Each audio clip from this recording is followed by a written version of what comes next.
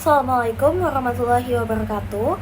Perkenalkan, saya Sadira Nur Azika Riviadi dengan NIM 2451170111117. Sebagai mahasiswa yang menekuni disiplin ilmu kependidikan, saya berada pada posisi yang tidak hanya mempelajari konsep pendidikan, tetapi juga memaknai bagaimana proses pembelajaran berlangsung dalam konteks sosial yang kompleks. Salah satu isu yang semakin mengemuka adalah fenomena romantisasi dan glorifikasi gangguan mental di media sosial.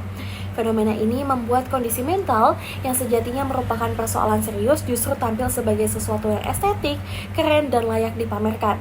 Sebagaimana terlihat dalam berbagai teks opini, berita, dan temuan ilmiah, representasi yang keliru ini berdampak langsung pada munculnya miskonsepsi, meningkatnya perilaku swadiagnosis, dan semakin kaburnya batas antara pengalaman klinis dan tren dunia maya. Dalam situasi seperti ini, pendidikan dan peran mahasiswa menjadi krusial. Dari perspektif kependidikan, media sosial seharusnya menjadi ruang pembelajaran, bukan ruang yang memperburuk pemahaman masyarakat. Namun, romantisasi dan gangguan mental justru memproduksi narasi yang menyederhanakan penderitaan psikologis menjadi konten estetis.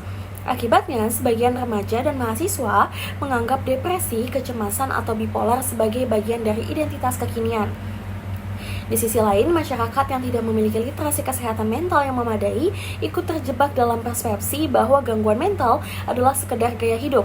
Kondisi ini menciptakan dua konsekuensi, yakni maraknya swadiagnosis dan munculnya stigma baru terhadap pengidap sebenarnya.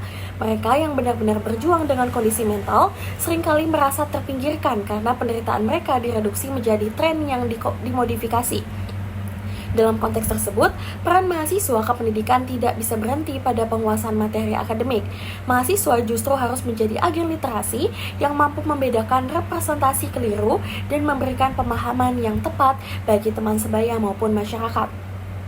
Pendidikan menjadi sarana untuk menanamkan cara pandang yang proporsional mengenai kesehatan mental, termasuk kemampuan membedakan antara ekspresi emosional yang wajar dan penyimpangan yang meromantisasi penderitaan. Sebagai mahasiswa, kontribusi yang dapat saya lakukan antara lain meningkatkan literasi kesehatan mental melalui diskusi, karya tulis, maupun kampanye kecil di lingkungan belajar. Selain itu, saya harus membangun kebiasaan bermedia sosial yang bertanggung jawab, seperti menghindari konten yang menormalisasi atau memperindah gangguan mental, sekaligus memberi dukungan yang sehat kepada teman tanpa terjebak dalam glorifikasi atau judgement. Di sisi lain, mahasiswa juga rentan mengalami tekanan akademik, sosial, dan emosional.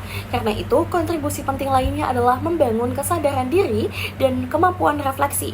Mahasiswa perlu memahami bahwa mencari bantuan profesional bukanlah kelemahan, dan bahwa mengungkapkan perasaan tidak harus dikemas secara dramatis demi validasi media sosial.